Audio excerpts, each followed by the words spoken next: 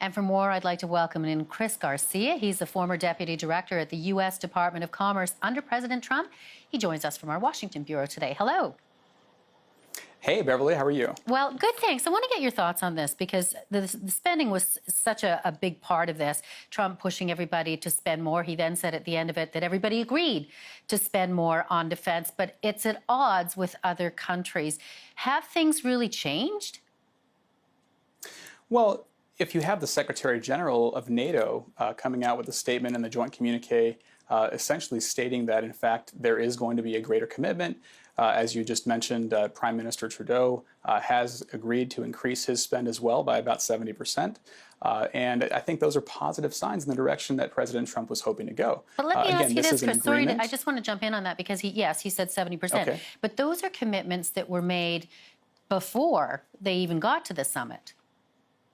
Right. Well, I mean, the question has to be asked then, how come those commitments have not been fulfilled? How have they not, why have they not yet been acted upon? And so I think it's important to keep the pressure up. Again, this is an agreement among nations that have agreed to an international security pact. It just makes sense that everybody would have a fair share of contribution. When you have the United States paying 4% of a much larger GDP, as opposed to some nations, the majority of the nations, a vast majority of the nations who can't even reach the 2% commitment, I think we have a little bit of disparity there. And the president's goal, his mission really is to make sure that we have equal, fair deals. And then what about the accountability to that end in terms of the commitments that have already been made for 2024?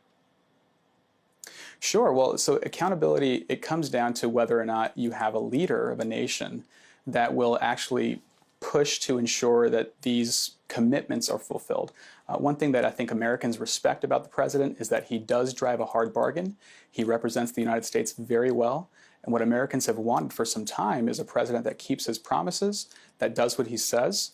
And sometimes when media reports that the president's tactics are a bit too brash or a bit too harsh, I think that what you find is at the end of some of these negotiations, for example, today we saw that there was a general consensus. There was very good congeniality among the nations and among the heads of state. Even though at the beginning you had some very tense moments, it was important to come out in agreement that they need to be all in unison. So I think we have a great president that will that will certainly advocate to make sure that these commitments are fulfilled. Certainly, there's a lot of anticipation about this upcoming meeting that Trump's going to have with Vladimir Putin.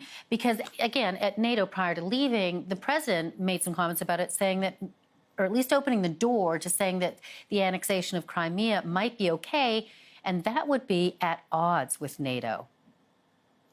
Sure. Well, the president has actually called out the annexation of Crimea previously and has not fully come out and said that that's something that the United States foreign policy will permit. This is why we have joining President Trump on this trip. We have, of course, Secretary Pompeo. We have his National Security Advisor, John Bolton, both of whom are very knowledgeable, experienced individuals that can provide context for the president. But the president is going with his gut. And at the end of the day, the president, what he is looking for is he's looking for an amicable solution. Knowing his thinking, I know that he's looking to create peace. And I think what's overlooked right now is on the global scale, President Trump's commitment toward peace. A lot of folks are, giving him a lot of flack about his saber rattling, if you will, and saying that he's going to be very tough with his foreign policy. But then when he looks to actually sit down and have a conversation across the table with these heads of state, they have a problem with that as well. And so it's kind of interesting to see that the president is actually looking to create amicable solutions and not have enemies around the world. He's looking to have friends around the world. And I think that's one of the outcomes that we're hoping for with this meeting with Vladimir Putin. We'll be looking forward to finding out the details of that meeting when it happens. Chris Garcia, appreciate your time. Thank you.